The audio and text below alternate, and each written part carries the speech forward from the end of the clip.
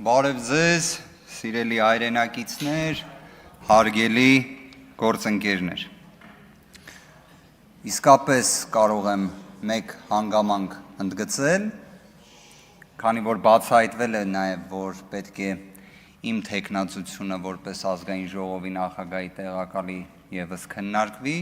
վստահաբար ներկա կլինեմ բոլոր ելույթների ընթացքում, դրանք ինձ լինեն դուրեկան, լինեն տհաճ, քավլիցի։ Ինչի համար եմ դա ասում, ոչ թե որպես սուբյեկտիվ պատկերացում,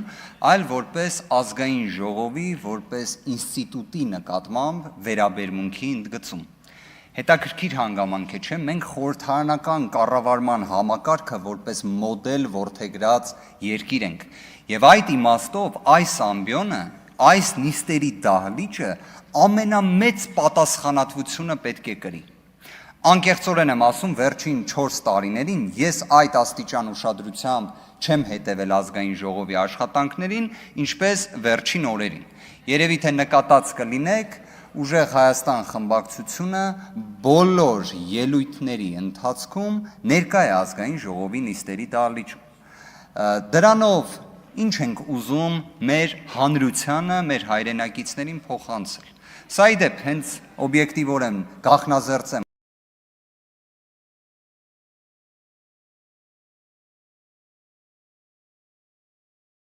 այս հանգամանքը մեր խմբակցության ղեկավարի դիրքորոշումն է, որն էլ խմբակցության կողմից ամբողջությամբ կիսվում է, որովհետև երևի թե մեր հանրությունը իսկապես պետք է որակապես այլ մթնոլորտ եւ միջավայր տեսնի։ Գիտեմ շատ խոսվեց խոսույթի մասին եւ այլն, շատ հարցերի պատասխանը միշտ լինում է օրենքներում։ Օրինակ ազգային ժողովի կանոնակարգ սահմանադրական օրենքը արգելում է վիրավորական արտահայտություններ այս ամբիոնից հնչեցնել։ Ընդհանրապես արգելում է։ Ընդհանրապես մեր օրենսդրությունը արգելում է վիրավորանքը։ Այլ հարց դրա համար քրեական պատասխանատվություն չկա, բայց այն որպես երևույթ արգելված։ Եկեք բոլոր դեպքերում, քանի որ շատ խոսվեց հայ փոստի մասին, որը բնավ ազգային ժողովի նախագահի տեղակալի թեկնածուի հետ դասական իմաստով այս ընտրության առնչություն չունի, բայց հանրային դիսկուրսում գտնվող հարց է։ Եկեք հարցը այսպես ձևակերպենք. Արդյոք պետությունը լավ կառավարիչ է, թե ոչ։ Արդյոք պետական պաշտոնյաները մասնավոր ոլորտին վերաբերող ծառայությունների տեսանկյունից լավ կառավարիչ են, թե ոչ։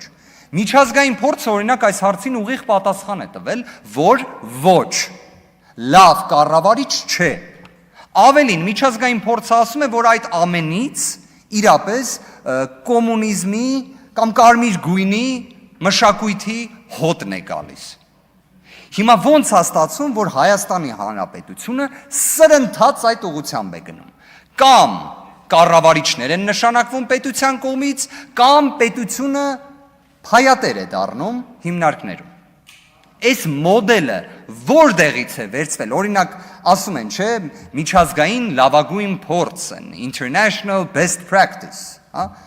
այդ որտեղից է գալիս, օրինակ մի հատ կասեք ինձ եվրոպական ժամանակակից մի երկիր, օրինակ Շվեդիան, որը ամեն կերպ ուզում է մասնավոր ընկերություններում փայաբաժին ունենա։ Ոնց որ չի լինում, չէ, բա ինչի է Հայաստանի Հանրապետությունը սրընթաց այդ ուղով գնում։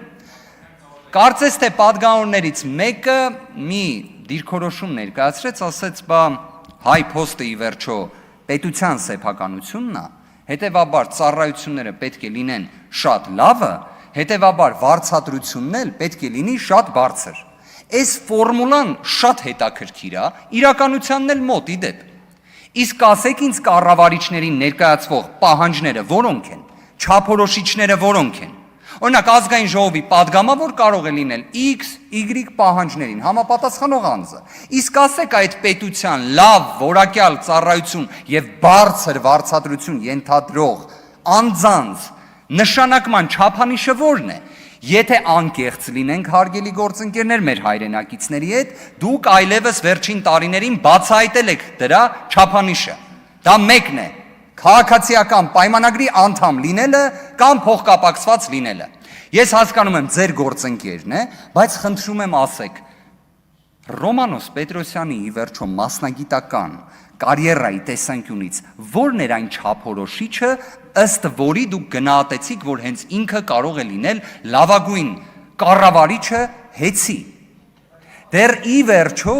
ես վստահ եմ կլինի անկախ աուդիտ, մեկը իդեպ առաջարկեց, որ խորհրդարանական վերահսկողական գործիքները իրացվեն պարզելու համար արդյունավետությունը,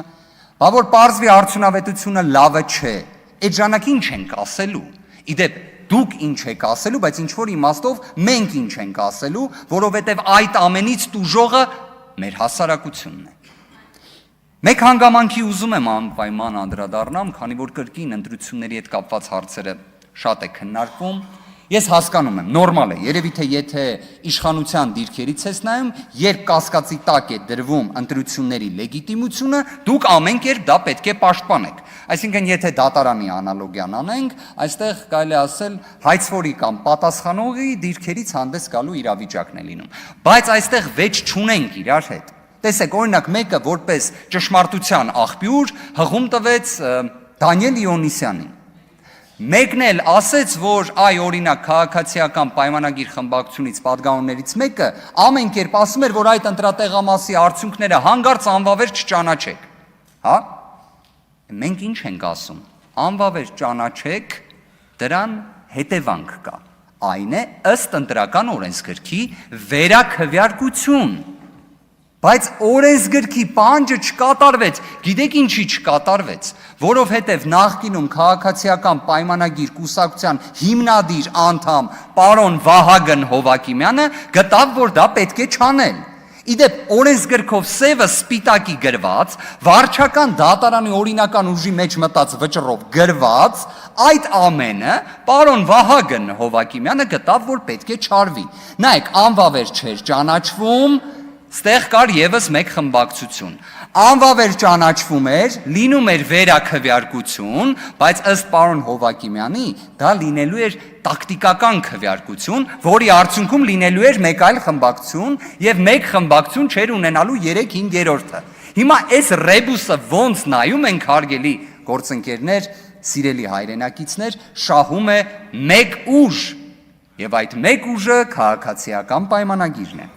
Պարոն Կոնջորյանը իր ելույթում հղում տվեց Սահմանադրական դատարանի 1708 որոշմանը, լավ էր, որ դրան հղում տվեց, այդ որոշումը ընդունվել է ընդդիմադիր խմբակցության դիմումի հիման վրա, ներկայացուցիչը եղել է Արծվիկ Մինասյան, որն էլ ինչին էր վերաբերում, նենց տպավորություն էր օրինակ, որ տենաս ինչ մի առիթ է եղել, որ այդ ՍԴ որոշումը ծնվել է։ Քանի որ նախկինում 8-րդ գումարման ազգային ժողովի շրջանակներում կառավարող խմբակցությունը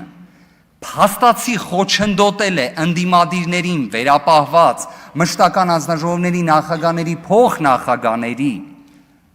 այսպես ասած պաշտոնների համալրմանը, նույնիսկ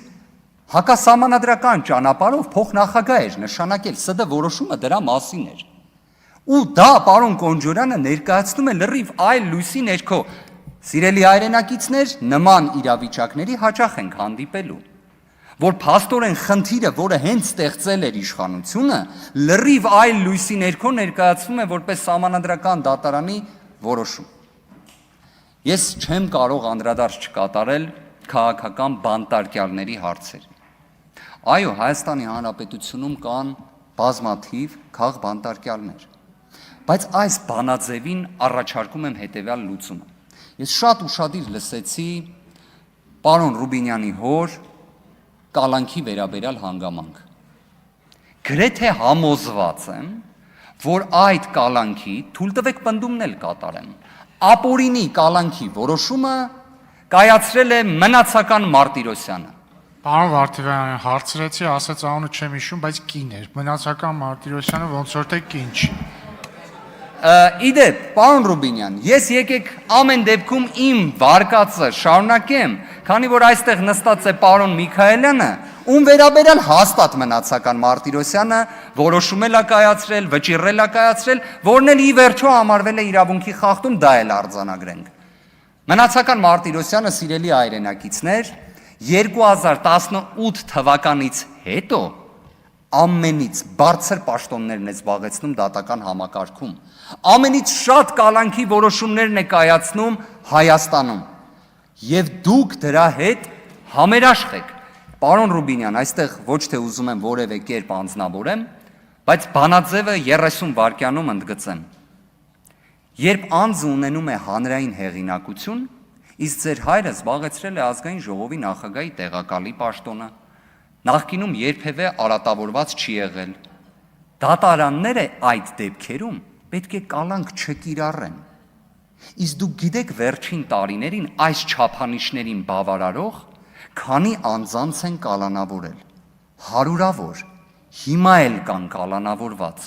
այստեղ է ամբողջ խնդիրը, դեռ հին Հռոմում ինչ էին ասում, դրանով էլ ավարտեմ խոսքս, ասում էին թող արդարությունը իրականացվի, թեկուզ երկինքը փուլ գա, Հայաստանում իրավունքը պետք է գերակայի, վստահ ենք կգերակայի, շնորհակալություն։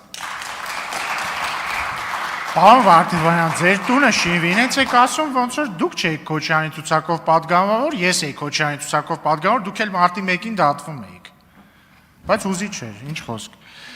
Հայաստան խմբակցության անունից ելույթ կունենա Լևոն Քոչարյանը։